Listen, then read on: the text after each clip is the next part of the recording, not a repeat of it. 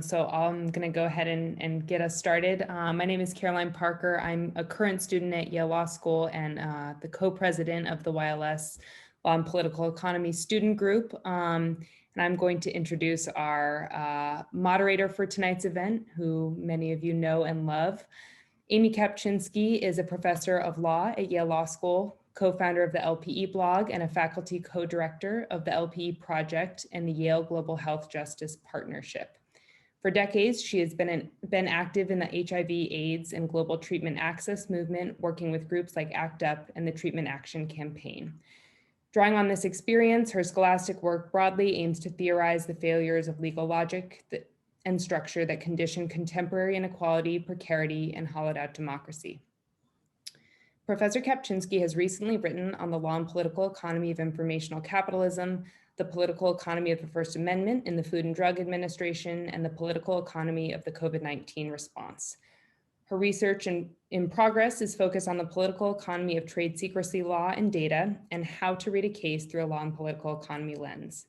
Together with LP faculty co-directors David Graywall and Jedediah Purdy, as well as faculty co-director Sabeel Rahman, who is currently on leave to work in DC, Amy is the author of Building a Law and Political Economy Framework Beyond the 20th Century Synthesis, which establishes intellectual baselines for the LPE Project. Thanks so much, Caroline.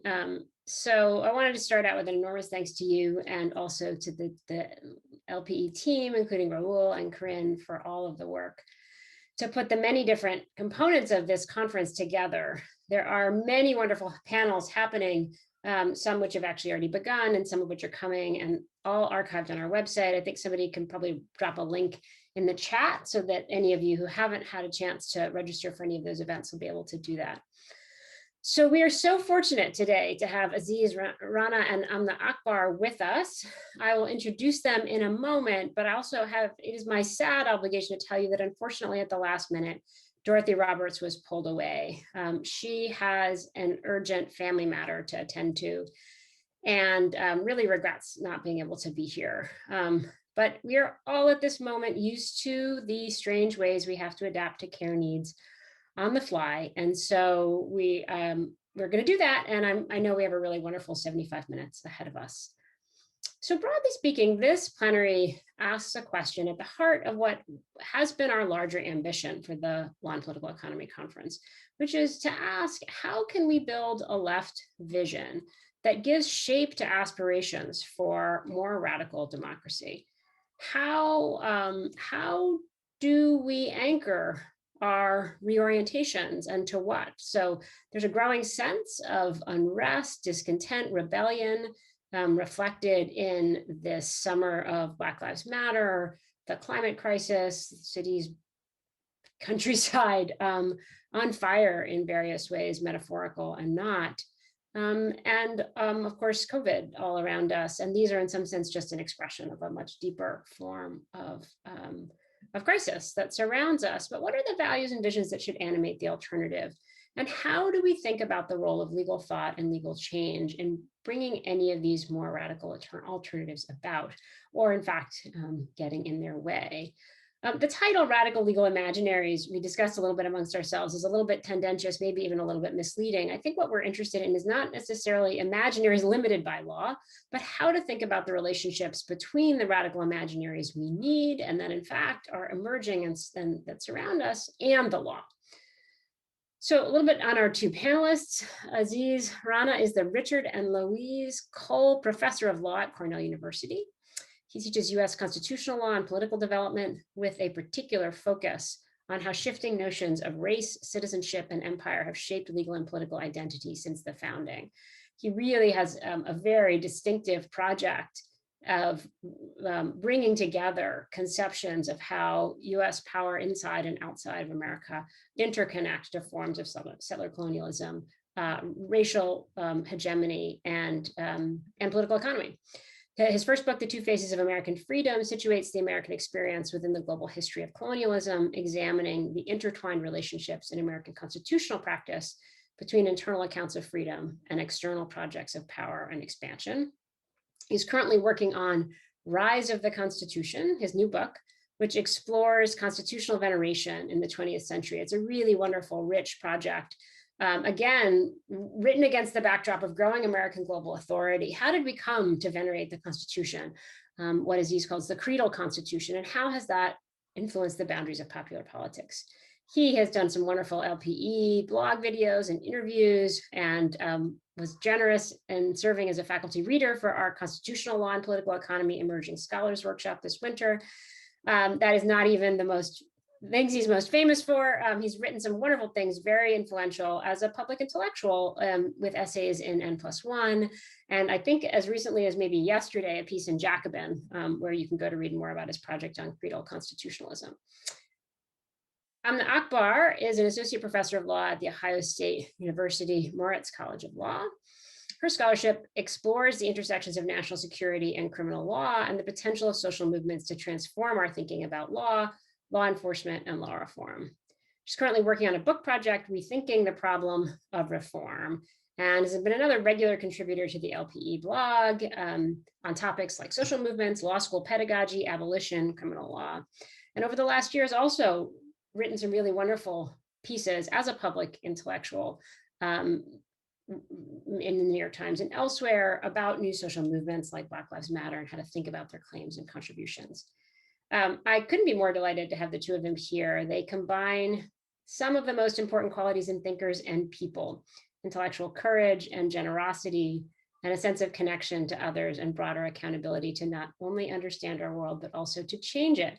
So here's what we're going to do. Here's our plan. We're going to hear from each of them for 10 minutes or so, and then we're going to have some back and forth and discuss some themes that emerge out of their presentations, and then we will take a 5-minute break. And that is designed to let you both breathe and then gather your thoughts a little bit, and then we'll turn into a Q&A moment.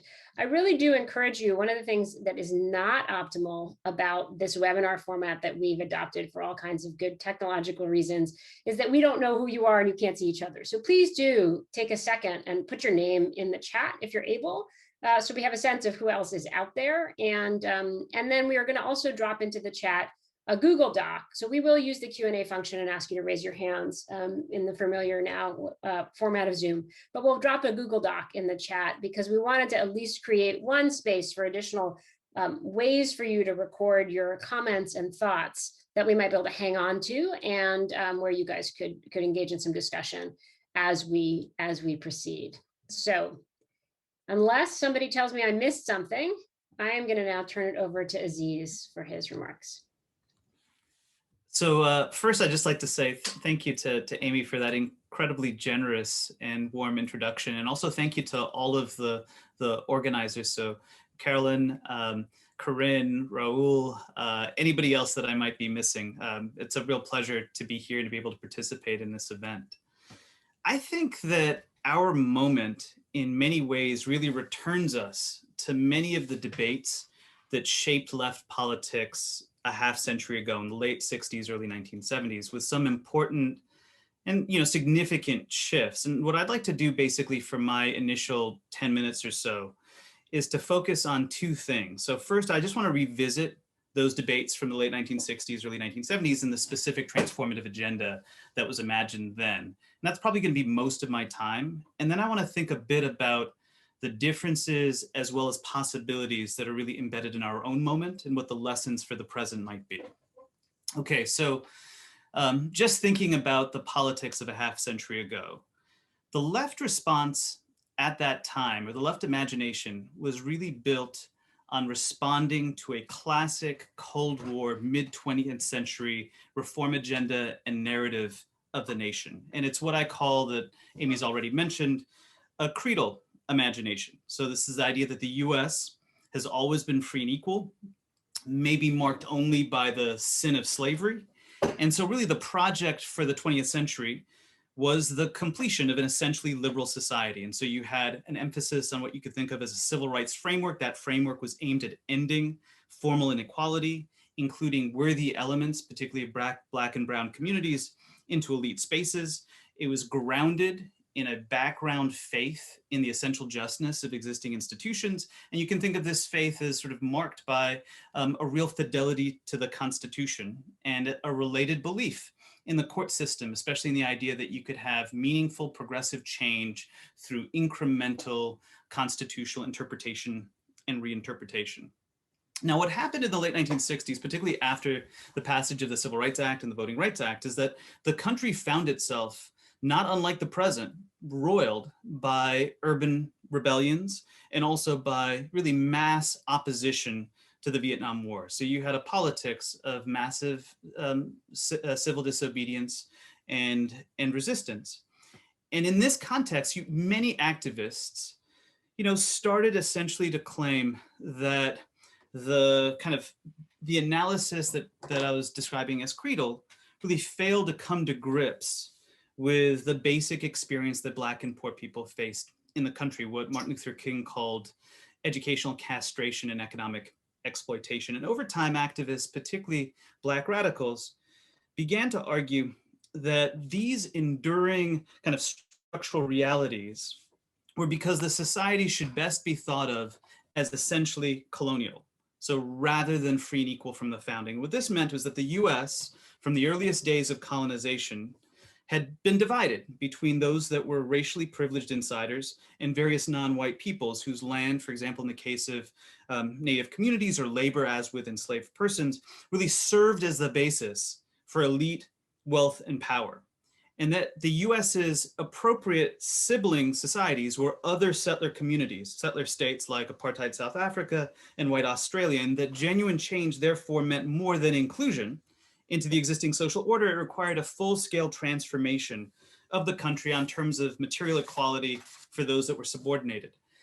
And the clear parallel that folks in the late 1960s were drawing was to anti-colonial struggles abroad. And just as with those anti-colonial struggles, especially in Asia and Africa, the goal had to be, in the US, decolonization rather than civil rights, and decolonization that linked liberation on both racial and class terms. But for many Black radicals, and this is not all, folks that were involved in Black politics, it was a site of real internal disagreement and debate.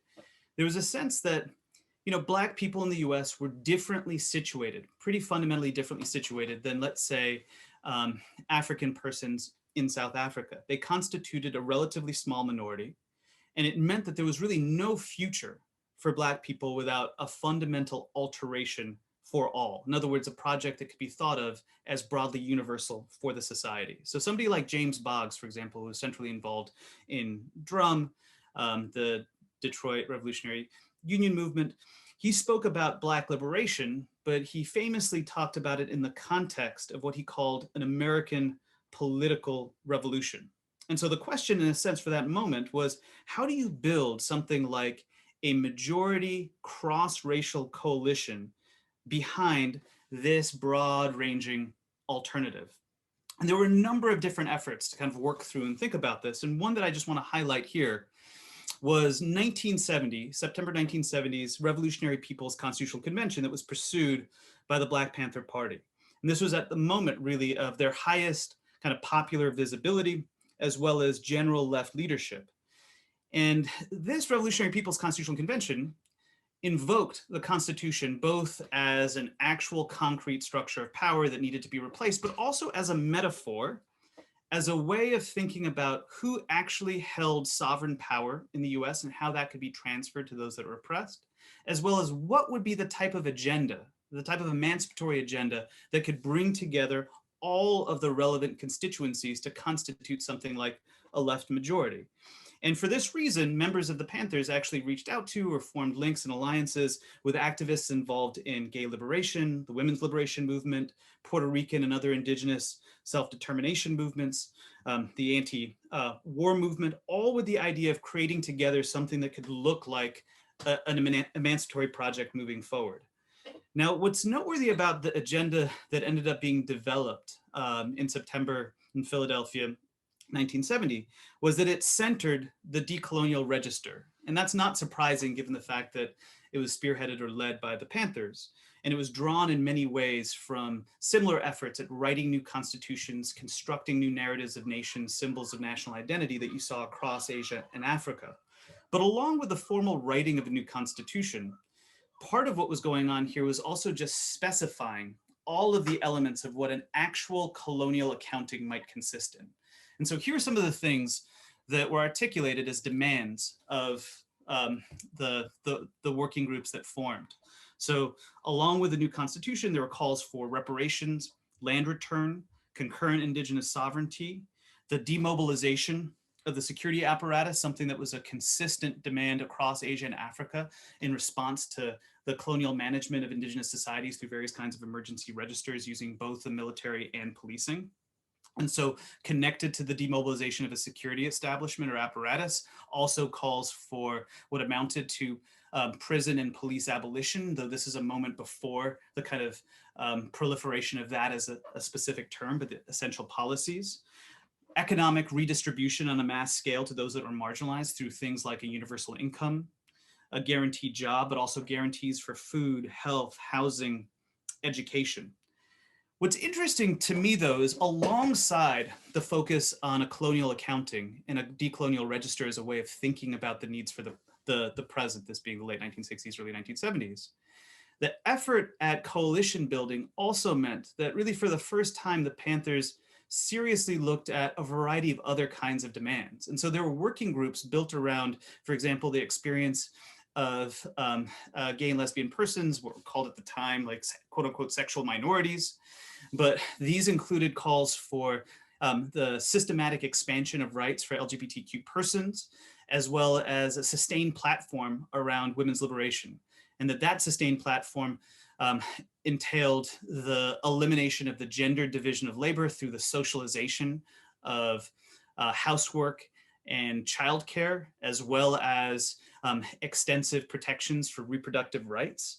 In a way, what you can think of is that taken together, it's a pretty remarkable agenda for an emancipatory horizon, and one that, in a sense, really still sets the terms for what a lot of left politics is discussing now. So you see the incipient basis for the more recent vision statement of the movement for Black Lives, but also calls that would be associated with the Sunrise Movement, the Green New Deal, as well as efforts within various radical components of contemporary feminist and LGBTQ politics.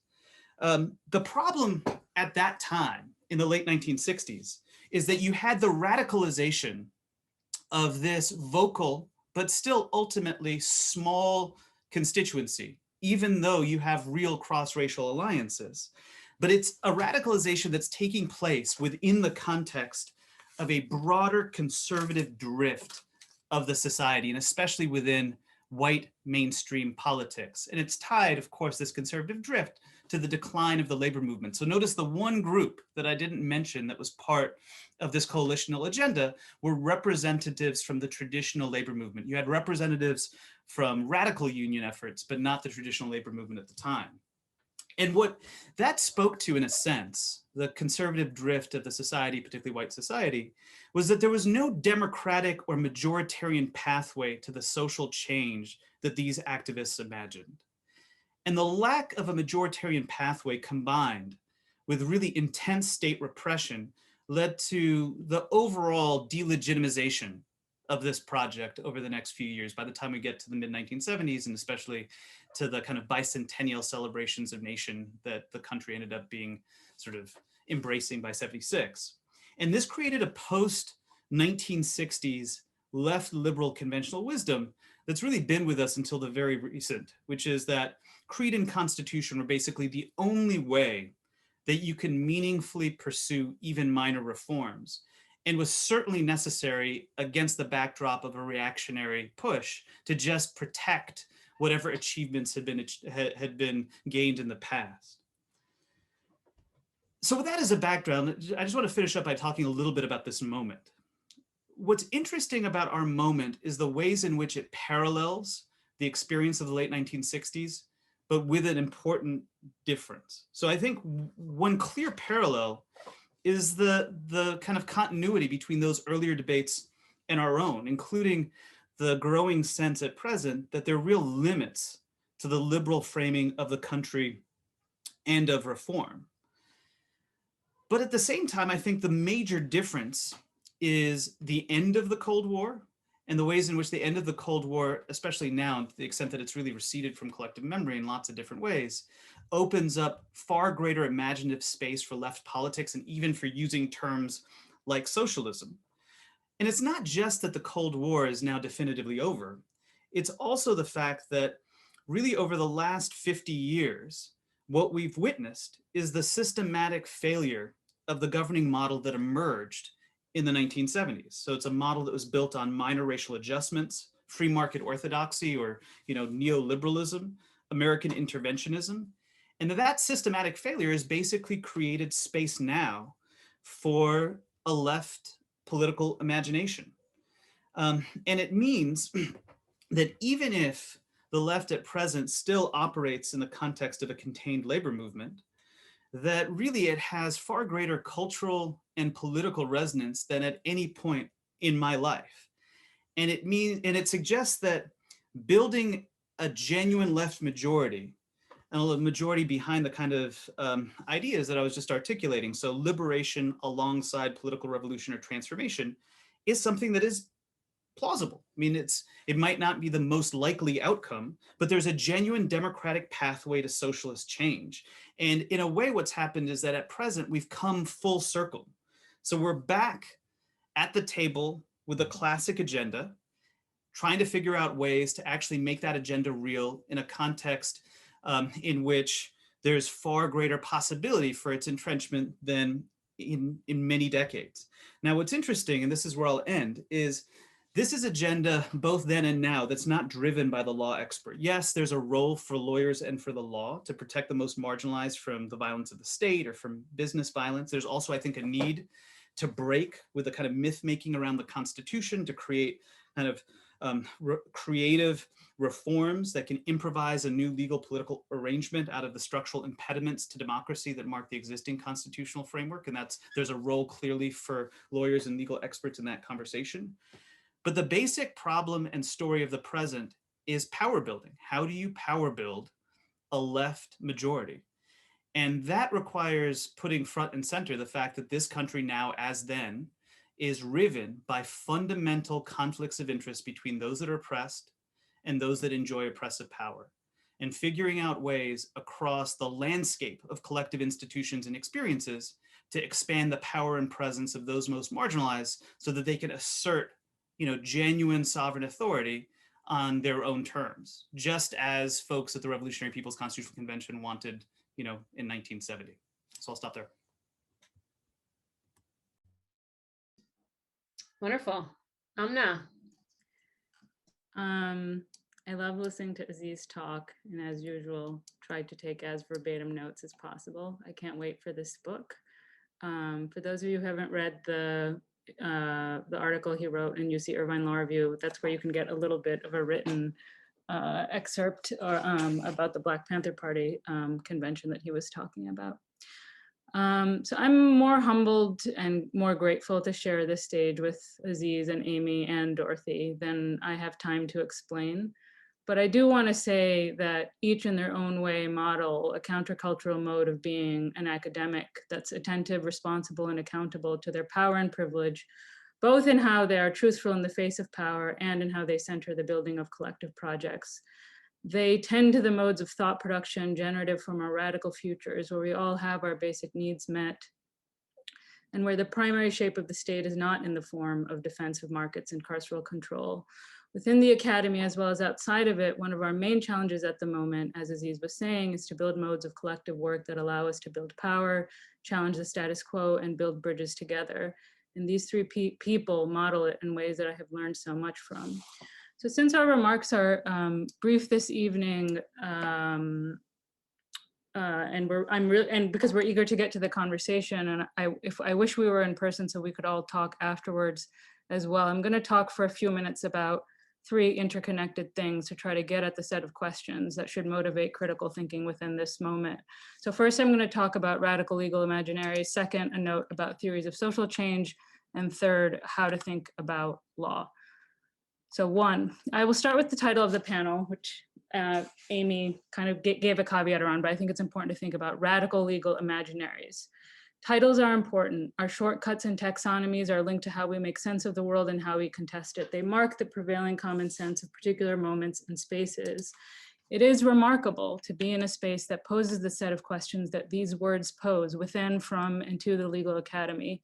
Not that long ago, it seemed we had passed the apex of critical thinking within the academy.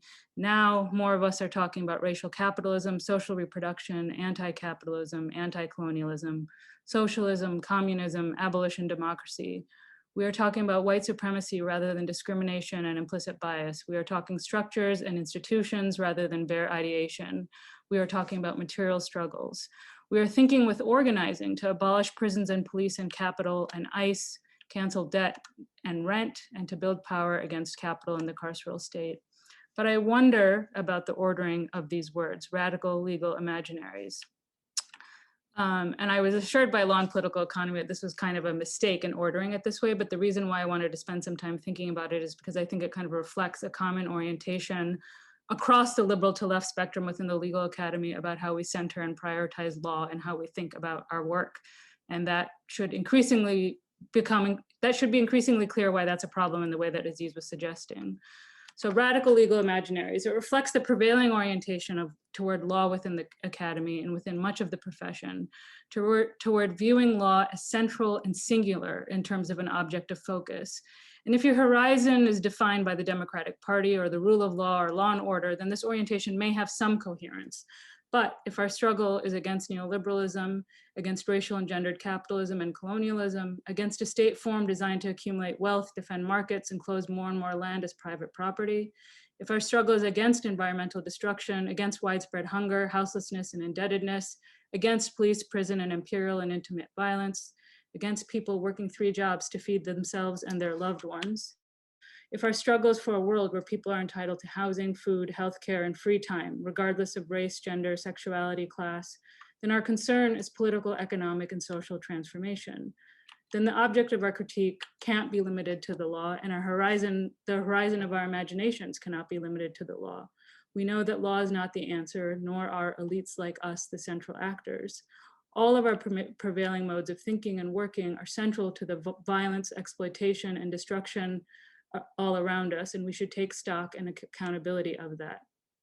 To have a radical imagination of law is to understand law as tertiary and contingent rather than central or singular. It is to understand law as a terrain of power and politics, not seen through rose-colored glasses or elevated as necessarily and always useful. It is a domain of power. If ours is a freedom struggle rather than one for law and order or the rule of law, then the question of law is very different. We have to ask, how does law get us where we're trying to go? What role it plays, its limits and its possibilities. We cannot be wed to it for its own sake or to validate our own expertise. We have to look at it, at what it does and what it produces, and how we might use it with others to do and produce different things, including defending people in its crosshairs. Within our world, law is part of the terrain of racial and patriarchal power within a system of class rule. It functions not in an enclosed world of the Second Circuit or even the United States, but in variegated ways at different scales across the world. To have a radical imagination is to be oriented towards struggle of ordinary people, to understand those ordained at the top, including ourselves, to not be singular or even the primary audience or but to be oriented towards the demos, the popular, the working class, Black and brown communities, unions, third parties, social movement organizations, to train our students to be in service in the ways that so many of them now aspire to do, rather than in the ways that we were taught. 2, for many years now, I've been involved with radical lawyers of color seeking to provide tools, training, and infrastructure for movement lawyering in the country. What does it mean to be a lawyer in service of movements? In the trainings developed by Law for Black Lives and the Movement and Movement Law Lab, we often explain to fight for social change, you need 3 things. 1, you need a critique of the underlying system. 2, you need a vision for the society in which we are fighting to live. And 3, you need a theory for how we get from where we are now to where we're trying to go. You also need a collective praxis in which you test and recalibrate. You study and struggle, you engage in theory and praxis. Within legal and legal scholarly discourse, we have answers to these questions, all three of the questions that I just posed, but they're incomplete and they're misleading. The problem, as Aziz was suggesting in this conventional account, is incomplete liberalism, inefficiency in markets, and then the vision becomes, I guess, more efficient markets and more complete liberalism, whatever that means. And the theory of change is courts and the legislative process, and lawyers are the protagonists. But these answers dehistoricize and depoliticize ongoing material and ideological social struggle. They bludgeon our imaginations and our ability to build alternatives. They obscure our ability to see the centrality of power for how the world and the law work. In part, the problem is the boundedness of the inquiry to an internal world of legal discourse that's invested in its own legitimacy more than the condition of most people in the world.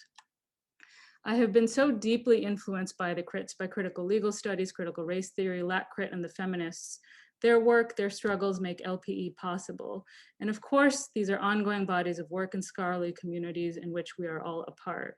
But as my co-author and friend Samir Ashar helped me to see, these bodies of thought were born in a particular moment of movement, decline, and destruction through assassination, infiltration, and COINTELPRO, alongside the things that Aziz was naming. And within the ascendancy of neoliberalism and its creation of the non-state state, as Ruth Wilson Gilmore has put it, the state that disavows its own capacity to do anything apart from police and military to protect markets and private capital accumulation. They were debating, among the crits were debating the legacies of the civil rights movement. But now we're in a different moment. Neoliberalism's failures are clear as day for anyone who stands in any form of solidarity with its many, many victims. Whether the millions freezing in Texas this evening without heat and water, the millions all over the country suffering in prisons, jails, and detention centers, or the millions who are housing insecure, late on rent, and short on food. So what does it mean to do theory now? When the Democratic Socialists of America has 90,000 members as of January, when the Vision for Black Lives, Mahente, and Red Nation are calling for abolition, in the wake of the largest protests in the history of the United States, multiracial and with the demand to defund the police, with increasingly frequent worker strikes and organizing, including within the care economy staffed by Black and brown women, teacher strikes, nurses strikes, the Amazon unionization effort in Alabama underway right now. In a moment when many of our students participate in and support these efforts, even come into law school with an anti-capitalist sensibility. To have critical imagination of law is to commit to a broader horizon, a deeper project of orientation, abolition, democracy, socialism, communism, at a minimum to work toward decommodification of basic needs and modes of survival, to delegitimize carceral control, and to stand in solidarity with protest, rebellion, survival, and transformation. So third, how do we think about law? Looking at today's social movements provides insights about how we might think of law differently. Movements engage law in a broader way, not limited to constitutionalism or rights or litigation or even legislation. And I'm talking about contemporary social movements at the moment, although you could expand this. They engage legal institutions as theaters of protest, literal protests and rallies against police killings and police brutality, say at courthouses and at jails, and as places to make demands on, housing, not jails, at a local jail construction site, Pelosi's office to launch the Green New Deal, and as a place to oppose the functioning. So creating chains around housing courts to block evictions, blocking exits to ICE facilities where people are being deported, or Mama's Day bailouts. They reconstruct in this way how we think of law and legal institutions, beyond courts and discourse to the infrastructure of law and neoliberalism, including centrally prisons, jails, and police departments. They concretize the problems we face and expand the possibilities and modes of contestation. Movements see law in context. Law is one strategy and tactic alongside others, like mutual aid, transformative justice processes, party and organization building. They see law as central to the problem, including through processes of criminalization, deportation, and eviction, where so many of our courts are devoted. Movements think of strategy and tactics, including law, but not limited to law, as part of defensive and affirmative strategy, not as the end goal being political, economic, and social transformation. The horizon is bold and beautiful, not narrow and limited. It is not the rule of law or even law and order, or even just rights. In the face of racial and gendered capitalism, they engage law to throw the system in crisis, to stand in solidarity against people being assaulted by legal process, and to build modes of social organization, to organize for non-reformist reforms towards abolitionist, anti-capitalist, and anti-colonial futures. As Angela Davis powerfully reminds us, drawing from a song from the civil rights movement, freedom is a constant struggle, and that constant struggle is what we should be orienting towards.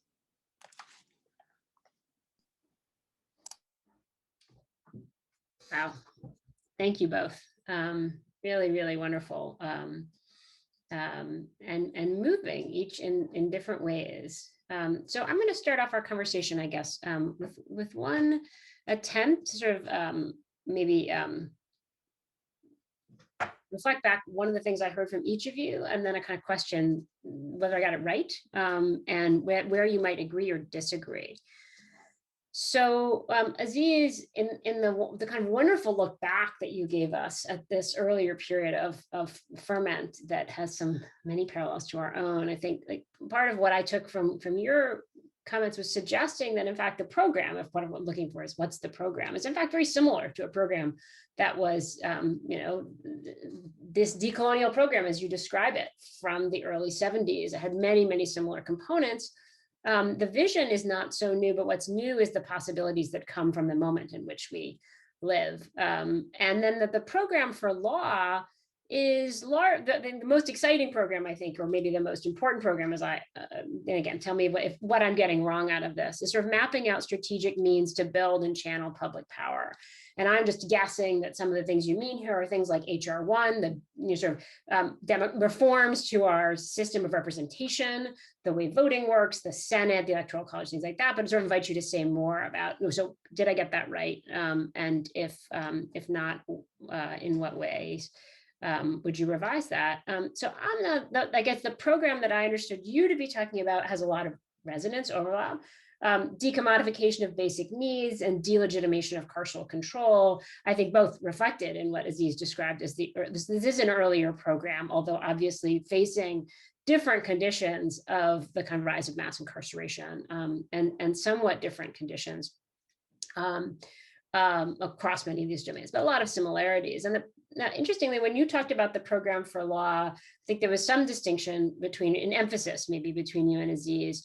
What you're suggesting, I think some of which was a role for legal services, very direct retail level legal services for movements. Some people need to be bailed out. Some people need to be protected against deportation. People need, I guess I sometimes like to think of this as lawyers as plumbers. You need them because as long as they're in the service of movements, they control certain important parts of the ways that we might, for example, be able to free people and enable activism to continue.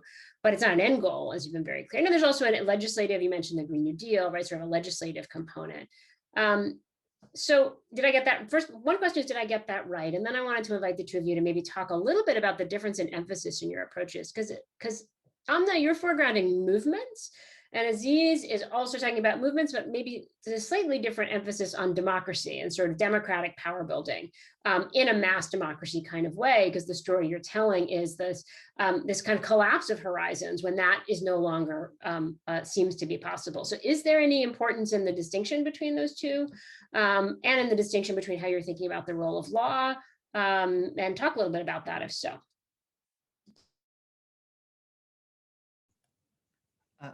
Amna, would you like to go first, or would you like me to? I think you should go first if you're okay with it. Sure. So the first thing I'll say is, thank you, Amna, for those incredibly generous comments. It was, your comments as a whole were just very, very moving. First quickly on thinking about law. So I guess what I would say is that there's, I think, a really familiar and kind of technocratic left liberal way of thinking about the relationship between the legal system and various other kinds of demands that publics make in politics. And this is based on the idea that there's a basic separation between process and substance. So process is about the institutions that produce various types of political outcomes. And you can think of the electoral system or the separation of powers that exist at the national level or federalism as all part of the process. And there's a kind of sense among many, I think, left liberal folks now that maybe there's something kind of broken with the process. But that basically requires a set of technocratic fixes. So, perhaps you get rid of the filibuster, you deal with the Electoral College as a way to get back to a place where the process is more or less neutral and allows the best kind of policy outcomes to emerge. And then, politics is a battle over various kinds of positions, and hopefully the substantive outcomes are ones that are consistent with various types of reform, either when it comes to the economy or issues of race and gender. What I would say is that my own perspective, which is deeply influenced by Black radicals from the period that I described, but also from the broader American socialist tradition, is that we just can't separate between process and substance. And that the best way to think about this is that if you take seriously the idea that the country faces profound conflicts of interest between those that have power and those that don't, then really the goal for any kind of emancipatory horizon is to democratize power. So democratize sovereign power so those that are historically marginalized actually have the capacity to achieve liberation or self-determination. So this is one of the reasons why democracy is important, because it's very closely connected to ideas of self-determination.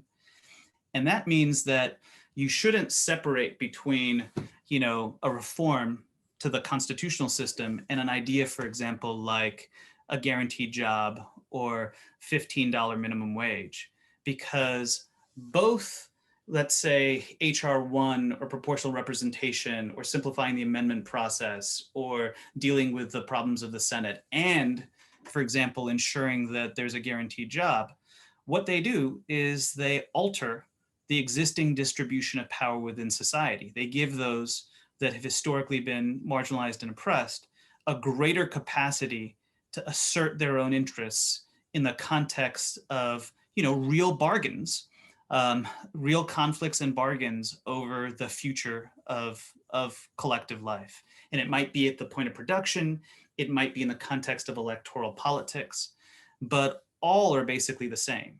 And so alterations to process, to let's say the constitutional system, have profound effects on what you might think of as the substantive outcomes of policies and vice versa. So to me, that's an important way in which I tend to think about constitutional change and the ways in which constitutional change isn't some kind of arcane sort of elite site for legal expertise and debate, but really is embedded in the question of power building.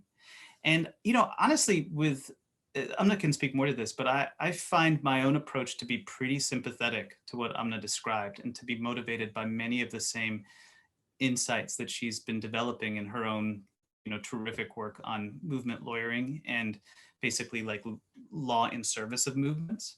Maybe something that I'd say that, my own analysis that I presented emphasizes is this idea that the strength of the moment right now for the left is the ascendance of the left imagination.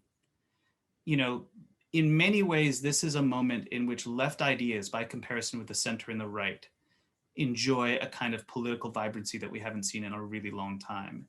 And that's tied to profound extra institutional power, the spontaneous capacity to bring people to the streets like what we saw during the summer.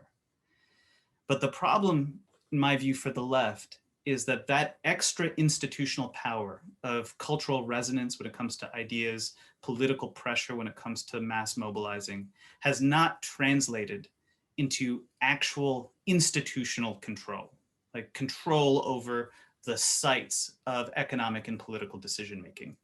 And so I'm especially interested in this question of like, how do you transfer extra institutional authority into something that looks like institutional power, the ability to actually wield control over the state to impose various demands on behalf of the public?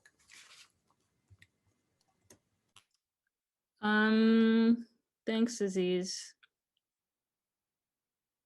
So, just to be clear, when I'm talking about movements, I'm using the term as expansively as possible. So I'm including labor, for example, and electoral work or building third parties and that kind of thing within that. So in that sense, I think Aziz and I may emphasize different terms, but I don't see us to have any major substantive differences, really. I don't think, at least not in these talks. And I agree with him. Actually, if you have read my work, you know that I'm a big fan of these policy platforms and the rise of all these radical demands, defund the police, cancel rent, et cetera. And I think they do mark a really profound development. And I'm in the beginning of writing a book about that. But part of the reason why I'm very stuck is precisely because of this dynamic that Aziz is naming, that on the one hand, I do think there's a kind of popularity and openness around these ideas in a way that we haven't seen during my lifetime. And I think this is also important. There's a kind of developing internal coherence to these various left and movement counts. So they're increasingly intersectional. So for example, the Red Nation, which is an indigenous organization that now has chapters in a couple of places around the country, in their Red Deal, which is a kind of in relation to the Green New Deal, they call for abolition of prisons, police, and child protective services, alongside the various other calls that they make for indigenous sovereignty and decommodification of land, water, and food, and so on. And similarly, over the summer when the protests happened for defunding the police, you quickly saw organizations like the Green New Deal, the Sunrise Movement, the AfroSoc coalition within DSA come together with Critical Resistance, with the Dream Defenders, and organizations in the Movement for Black Lives to organize and do political education and trainings around defund the police. And so I think that increasing kind of coherence around the analysis is also really powerful. And so I'm super excited about that. In some ways, my work has been cheerleading that for the last several years, but my confusion now stems from precisely this question that Aziz, Mike Davis, and a lot of other people have been writing and thinking about, is just this question of, how do we build, what do we build? What are the containers? What are the kind of modes of social organization that allow us to translate these ideas to have, more power, basically. And then the second part, which I think was the first thing that you said, Amy, about the role of lawyers and movements. I mean, this is something I could talk a lot about. I'll try to be brief, but here's some thoughts on that. One is, yes, I mean, I think lawyers do and have played an important role in kind of the social reproduction of movements, in the sense that you were explaining, in terms of, you can think of the National Lawyers Guild as providing legal observers, jail support, and even lawyers for people who are being prosecuted. So kind of defense alongside, in the face of criminalization, to make sure that people don't languish in jail, if that's the movement strategy, get them out as soon as possible, and make sure that the criminal cases don't weigh us down more than they need to. So that, there's kind of a role there for social reproduction of movements in that sense. I also think, one of the things I've been thinking a lot about is how so much of our legal infrastructure is focused on eviction, prosecution, and deportation. And so, the very basic processes of state violence and dispossession, exploitation, and lawyers play an important role to help people survive, right? So even the politics of mutual aid and the practices of mutual aid, which have become, both increasingly emphasized and important, are about building, how to make life more survivable for people under increasingly unsurvivable odds, whether it's because people don't have basic needs met because of the gutting of the welfare state, or it's because, we're facing increasingly frequent environmental disaster, or it's because of COVID-19 and the fact that people have lost their healthcare when they lose their work, and so on and so forth. And so in that sense, there's also just a role for helping people survive, to live another day, and so on and so forth. But then there's okay, so that's kind of the defense work. And then there's a kind of a question for, what is the affirmative role? Is there a role for lawyers to build power? And I think one of the ways, in addition to helping movements reproduce and standing in solidarity with communities who are struggling, one is the way that you were gesturing at, which is, lawyers helping, with the Vision for Black Lives, or with kind of fashioning or developing legislative kind of policy agendas and so on and so forth, but also in the context of, for example, local fights, which are not always about legislative change. Like, so for the campaigns to defund the police or campaigns against the building of new jails, there have been lawyers involved in those kinds of campaigns all over the country. And then the last thing I'll say about the power building piece, and I don't think this has been exactly tapped, but it's something that I've thought a little bit about and feels important, which is that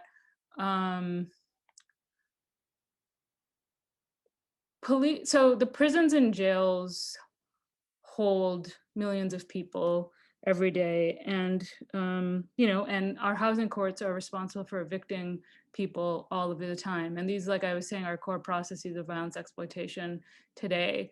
And so in that sense, the courts are a central site of contestation. They need to be, and they should be. And one of the problems that movements have long had, movements today have, because organizing is so hard, is how to actually organize people.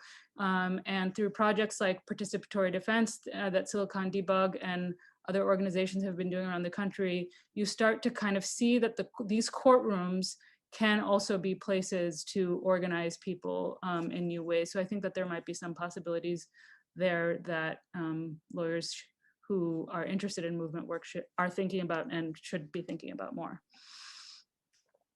Wonderful. Just one thought from some of my own work recently, thinking about one thing that is also characteristic of our time has been the kind of almost collapse of state capacity. And what role that problem, like you watch the moment in coronavirus when we cannot get unemployment checks to people, right? The sort of hollowing out of the institutions that we might need to deploy public power, and the real corruption of some of those institutions that puts us maybe in a slightly different place than we were in the 70s, say, in terms of being able to translate forms of outside power to inside power in ways that really are able to make a material difference in people's lives. So kind of one way to think about the popularity of left ideas, and yet people not enough people voting for them, may have to do with some sort of skepticism about our ability, in fact, to pull some of this off because of skepticism about, in fact, the authority of the state. Or this is the sort of the neoliberal project's greatest success, is turning the state more and more like the thing which it is criticized to be, right? I have a bunch more questions, but I also see people are throwing things into the chat, putting questions up in the Q&A, and I really do want to make sure we keep time for those questions. So Aziz, did you want to add anything else, or should we take our 5-minute break and then come back to the Q&A list? I'm super excited to see that people are putting reflections in the Google Doc. Please do it. It'll be the best way to kind of like not just generate a richer Q&A, but also for us to like continue to think together after this session, which is really what this is all about, right? Is like building community and deepening our practice with each other and outside of the academy. And so I think it would be a great time to take a break, because it seems like people are populating the document right now, and then we can kind of take it in and talk about that. Agreed. Great. Okay, so let's take 5 minutes, and please, you'll see in the chat that there is this Google Doc, so please put reflections there. If questions that we're going to talk about, though, I'll draw from the Q&A, and so please put your questions there, and we'll be back in 5 minutes.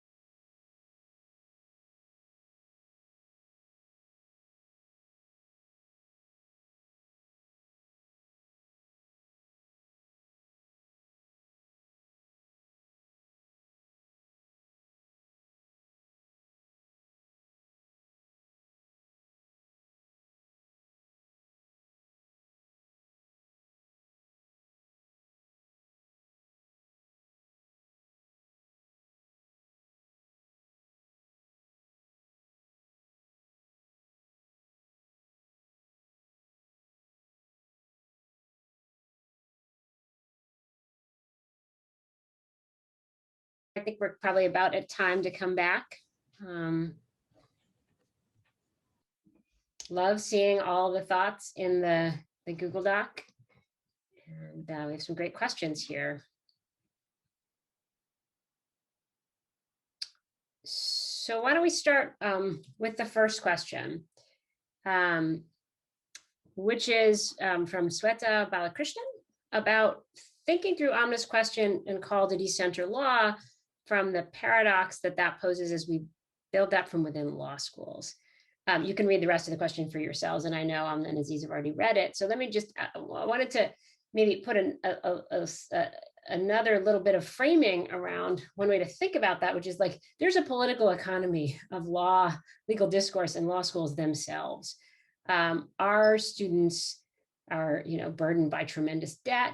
They're often looking to us for forms of, sort of skills. And there's a huge hierarchy inside of law schools about what kinds of skills are valued and what kinds of talk are valued, and that matches one outside of law schools, right? But that like it is political economic in its constitution, and so I think there are very real ways in which Sveta's question kind of asks us to like wonder about how much can be done inside of I guess with law at all, at least inside of law schools, or what kinds of reforms we might need to these sorts of institutions to build alternative conceptions of the role of law that we need. So, Aziz, do you want to start us off?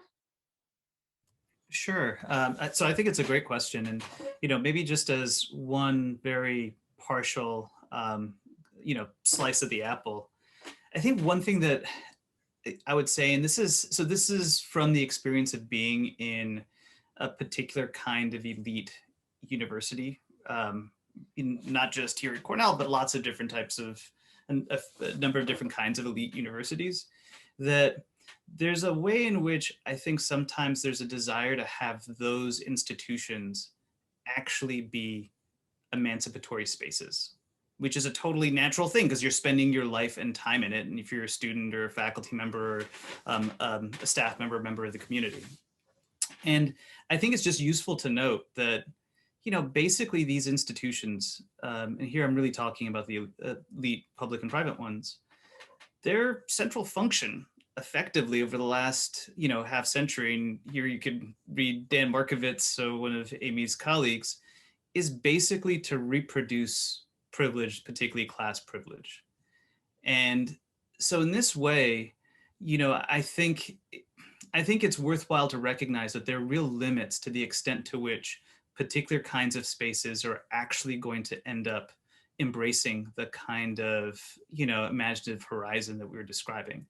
But that doesn't mean that the response is to throw up your hands. But I think it actually means recognizing that almost of necessity, that the kind of work that you'll end up doing, and this is sort of the way I feel as a faculty member, but also working with students and thinking from the student perspective, is going to have to be in part like in the interstices and encounter in various ways to the, the official framework of the pedagogy or of the programs that are established. And it means thinking about how do you almost improvise, this is another idea from the 70s, something like, liberation schools or educational spaces that provide a different kind of narrative to the one that's sort of overwhelmingly established. Now that could be through changes to your own curriculum in the courses that you teach. It can be through, student-run efforts. And I do think that things like LPE are really a significant embodiment in the present of this. But anyway, like the thought just is, I think recognizing the extent to which privilege gets reproduced in these spaces means taking a very different kind of perspective about like what is actually entailed in maintaining a kind of radical position in the context of living and working within certain types of institutional sites. I agree with all of that. Also, I think there are important opportunities right now to build solidarities and communities with our students who are coming, anti-capitalist, anti-colonialist, abolitionist politics and are trying to figure out, how to make sense of, their work and their futures as possibly as lawyers within the context of this crisis, these various crises, and within, seeking to support movements. And I think there's some real possibilities there. I also think, just as an aside, maybe no, not as an aside, as a that this question could, what those set of questions could probably be its own LPE session. So just going to put that out there. That could be a good community session. But here's the other piece. I mean, I think in terms of decentering law, I think, and of course this is increasingly happening for various reasons, good and bad, that one is about, I think when we write and we think and we talk and we teach, is to be interdisciplinary. I think one of the problems with legal discourse is it's so deeply ahistorical, and the histories of most legal discourse is so it's misleading and destructive. So I think just being interdisciplinary in our reading and our thinking is really important. But then I also think, and this is, then I also think kind of increasing the porousness between the work that we do in our roles as academics in our universities and the work that we do in our local communities or in movement spaces is really important. And there too, you can find other modes of working and thinking. And here, what I'm thinking of partly is how it's not clear yet to me, but I think it's possible that with defund that we are in a moment where student organizing, so all of these campaigns around the country that are demanding universities to remove police from their campuses, that creates a different valence that we haven't seen in decades for student organizing. And I'm saying that partly because of how in Columbus, when that organizing happened on campus and there was some faculty support, how the local kind of infrastructure, the city infrastructure responded to that. So this is what I'm trying to say. When you make a demand for defunding the police or cutting your university ties with the police at your university, you're linking struggles within the university to struggles outside of the university. And that has the possibility of radicalizing local fights and university fights in ways that I think are very threatening to the status quo and I think are really important. You can also think about movements and organizing around Fees Must Fall in South Africa, where there was connecting not just between the students who were calling for decommodified education, but we're also working with labor on campus, so the people that work on our campuses for different things that they were demanding. So a move away from fights only for, more faculty of color or something like that, and more, on these other dimensions that I think are really important. I might say, thinking about your recent piece in the Harvard Law Review about non-reformist reforms, that it'll matter what those campaigns actually look like, right? Are they non-reformist? Encourage people to go out and read that if you're trying to think more, as I think many of us are, about what non-reformist reforms actually are. How do we know whether what we're doing can build greater power and towards a really different vision, or in fact leads sort of down the same path or toward the dead end? All right, I'm going to ask you to do quick responses to a related question, which is, should young leftists go to law school? I jump in quickly. Yeah. So, my quick answer is it really depends. I mean, I think the thing that Amna highlighted is that legal work in service of movement and people that are oppressed is really important. There's a lot of work that has to be done because of the fact that, in many ways, the most common experience, this is something that, Amna's said before, so I'm just riffing on her, the most common experience that people that are poor have of the legal system is the violence basically of the courtroom and the state. And if that's a case, then I think that there's a really significant work that's there to be done. But the issue is that what Amy highlighted, which is the political economy of law school and the linkage between law schools and, basically business and the corporate bar. And so it means that if you do go to law school, you really have to have a clear idea of why you're there and what you want to get from it. I think the folks that end up, being most frustrated with the law school experience are people that come in with a general sense of wanting to do engaged, personally meaningful work, but then aren't really clear necessarily about the pathway to get there, or find themselves based essentially on a particular kind of treadmill. So it requires really thinking in advance. And then the other thing I'd say is, there's lots of ways to do necessary work, of which legal work is one of them. And so some of this is also just figuring out your own personality and what kinds of engagements are most meaningful to you. I agree with all of that. Law school is really difficult, especially if you have left politics, if you're Black or brown, if you come from a working class or poor background, in all sorts of ways, from what is assigned to what and how people talk in between classes.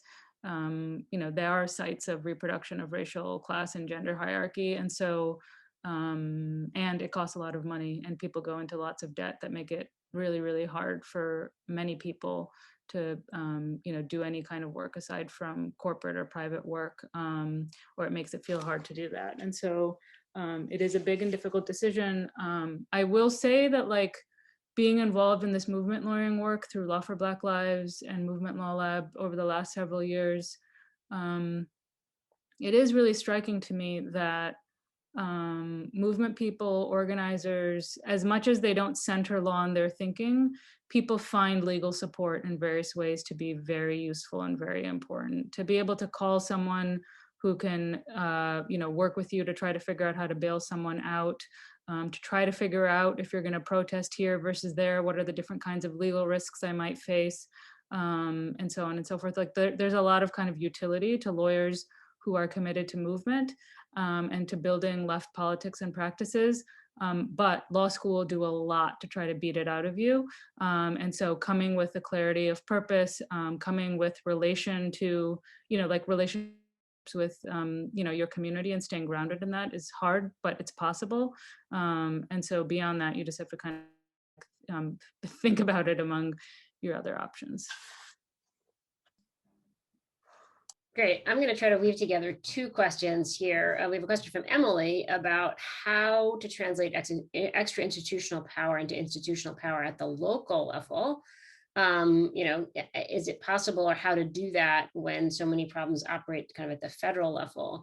And then I'm going to sort of just paste that together with Noah Zatz's question about, whether law, and here's thinking federally, is a kind of obvious connective tissue, I guess the way I read it, between the kind of coordinated action institution building that you need, to actually build out something like a Green New Deal or universal access to basic needs. So law, in this sense, plays a role precisely in mapping out the structures through which we can actually achieve and turn that power that is extra institutional into institutional.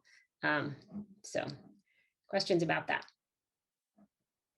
We're probably gonna, I just want to say too, I think we said we would do 75 minutes. I think we can go on a little bit longer, but I'm probably gonna ask you guys to be a little bit brief because I have one or two more questions I want to try to get in before we stop.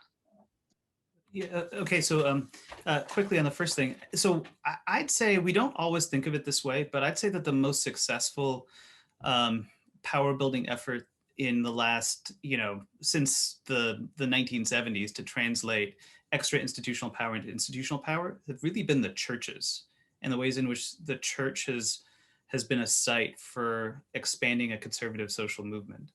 And the thing that's interesting to me about the church is that you don't necessarily think of the modern evangelical church as straightforwardly about politics, but what it was and has been a site of solidarity for individuals and community in which meaning making is constructed, like a sense of how the world operates that allows people to then make sense of a variety of different kinds of experiences.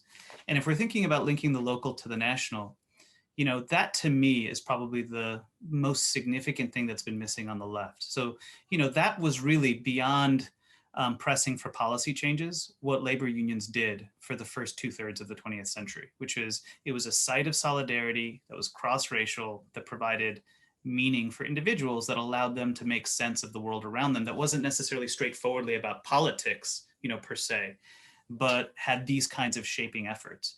And it feels to me like this is a moment really where the left needs to, rebuild effectively those kinds of meaning-making institutions, starting really at the local level. And you can see this through, I think this is part of the power of something like DSA, other parties like Working Families Party, but lots of different kind of grassroots movements that are not even necessarily tied to electoral politics are concerned with this question. So that's one way to think about it. On the Noah Zatz question very quickly, I think that's actually a useful way to think about what law is doing here as connective tissue. And what I like about that is it provides a broader reading of the meaning of law. That law doesn't necessarily just have to be the domain of legal experts or what happens in the context of, a court-centered debate, but we can think of law as something that's popular. So in this way, coming up with legislative policy as a form of law, figuring out, how to translate various kinds of demands into something that could actually be actualized. That's a form of law that doesn't have to be governed by necessarily what a lawyer says, but a lawyer can be a participant in that conversation. My short answer to both of these questions in some sense is organizing. So to the question about how to translate into institutional power, I just think there's so much work to organize people, and there's a lot of big questions, and there's models in the way that Aziz was pointing to churches, but I think organizing is really the answer. I mean, local fights have become so important to movement politics, local and state fights, and we see, all over the country, including, for example, in Florida around Amendment 4 to enfranchise people with felony convictions, and in Austin around efforts to defund the police, how in both of those cases, the states then came in to try to defang or undermine or totally gut those wins. And so, the answer to that is we just have to keep organizing. On Noah's question, I want to think about it more. Aziz's comment helped me to understand it a little bit better, and I think that seems right. I will say that one of the kind of puzzles or things that feels hard to think through, that I'm struggling with a little bit, is I think the desire for law and reform also is kind of a desire to fix things more quickly or at scale in a way that I think is really hard. And so here, like all of the abolitionist focus, PIC abolitionist focus on local transformative justice process and local jail and prison fights, defund, et cetera, really point to the need for relational and local work in a way that, yes, can then, we hope, inshallah, like builds to things like universal access to basic needs or the Green New Deal. But I don't think that law or federal law, and this is another kind of like puzzle or challenge or whatever for law scholars, I just don't see how we get there super quickly without all of this local work. And so in that sense, like these two questions also then roll back into one another. Yeah, lots of interesting things to say about what's possible, for example, in the coronavirus moment when enormous amounts of things are moving legislatively, but it's actually quite, having worked on some of them, quite constraining what can be done given the institution structures like that we actually have right now. On the other hand, thinking about sort of Naomi Klein's work and the role of like disaster and shock as a moment where in fact radical things can be rewritten, really important to actually try to have influence and bring to bear, I think, the kind of power connecting up the local to the federal, even transnational at those moments. All right, I wanted to then take on a question from an anonymous attendee, asking how we can connect a critique of venerating law, rule of law, liberal institutions with a critique of venerating science. And I wanted to start out with that by just asking Aziz, you've been, I think, most centrally focused on the kind of politics of veneration here, the Constitution. So I wanted you to say a little bit more about how you might think about what that is. What is the critique of the veneration that we have of the Constitution, and does that relate in your mind to other forms of critique of, I would say, maybe elite or technocratic power, like critique of, I mean, there are many ways that we could talk about technocratic power. Some could be through the discourse of science, which is what the question is about, but of course there's others about sort of technocratic institutions of the courts, the Fed, kind of other forms of elite and technocratic power that we might talk about. Yeah, so I guess the really briefly that the idea of constitutional veneration is the sense that, basically most people that grew up in the US in the late 20th, early 21st centuries of the last, recent decades, grew up with a popular culture that presented the Constitution as a near ideal distillation of liberal democratic principles. And yet we're living in a moment where it seems pretty clear that actually the constitutional order is not only fundamentally broken, but is a massive structural hindrance to any kind of meaningful, democratic change or change in a way that would fulfill principles of equal and effective freedom. And so what do you make of that divide? And, my own argument is that a lot of that divide has to do with a kind of myth making that's the product of the Cold War of the 1940s and 1950s, where a specific idea of the American model and the Constitution at the center was marshaled as a way of justifying US power both at home and abroad in the context of Cold War rivalries with the Soviet Union. For people on the left, one of the ways in which I think this continues to have like a really powerful presence is this sense that, the Constitution and constitutional interpretation feels almost infinitely flexible. So like, why is it that, you shouldn't participate in a project of venerating the Constitution or making arguments from within a frame that seeks to redeem or enrich, the existing constitutional order? Because, just about anything can be defended as constitutional. That you can make arguments that the Constitution was an anti-slavery document, or you can pursue rich counts of equal protection. And I've increasingly come to the conclusion that this is a kind of political trap. And the reason why is that, yes, like in theory, constitutional interpretation, for example, can go in all sorts of different directions, including directions that are be compatible with the left agenda.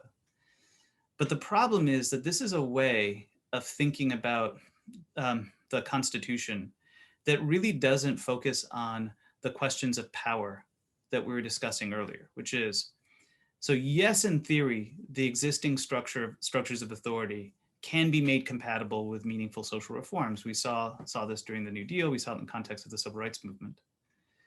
But the bigger issue is the existing structures. Who do those existing structures actually systematically benefit? In other words, who do they empower and who do they disempower? And if that's the basic issue that a left analysis should focus on because of the central concern about struggle between those that have authority and those that do not, then the appropriate approach might be, well, you have to creatively engage with the constitutional system that exists, but you have to really think about ways to transcend it and to break from false forms of veneration. And I actually think that this applies to one's analysis of science or other forms of technocratic power in this way, which is, we can think of all of these different institutional spaces, the Constitution, the market, scientific innovation, as linking together a basic idea of the American model, the Cold War American model, American primacy, American exceptionalism, as a particular kind of technocratic gift that the US essentially provides to the world. And this is a moment right now where we have to really think seriously about what the costs of this exceptional account have been and the extent to which the joining, for example, of science or the Constitution with the security state, military power, with business, has actually been to the disservice of either constitutional democracy or genuine scientific innovation on behalf of people writ large. And so, in a way, contesting constitutional veneration is of a piece with contesting a kind of venerative frame that has linked all of these different forms of knowledge to the existing modes of legal, political, and economic power. And so I'd, certainly think stuff like Science for the People is of a piece with the general effort to strip away some of the myth making around the broader national project. I mean, as somebody who works on health and health justice, I think one of the ways I think about it is that one reason it's one of the areas we talk about the sort of the kind of decline of the welfare state. In fact, healthcare has expanded. Why? Part of that is a story about expert control, right? That healthcare, and particularly the ways we've expanded healthcare, is a domain that is really very substantially in ways that change its politics, I think, in some ways, mediated by experts who are also the ones who are, making most of the money. So we're thinking, I think, there too about the interconnection between the politics of depoliticization, and then ways that, you know, in the work that I do, like through a health justice lens, you might actually try to take advantage of the popular support and mobilization around claims for health that might route through a more collective and public spirited way of thinking about what health actually is. That would connect up to citizen science, but also you know, work beyond it as well. So I'm going to ask, I think it's actually a very good place to end, and wanted to ask Aziz and Amna, did you have any last thoughts you wanted to share before we break?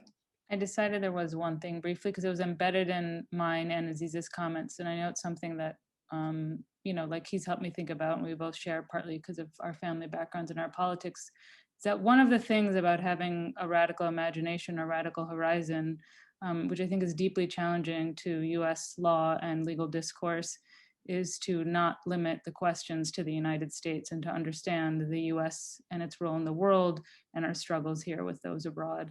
I think those questions have abiding importance now.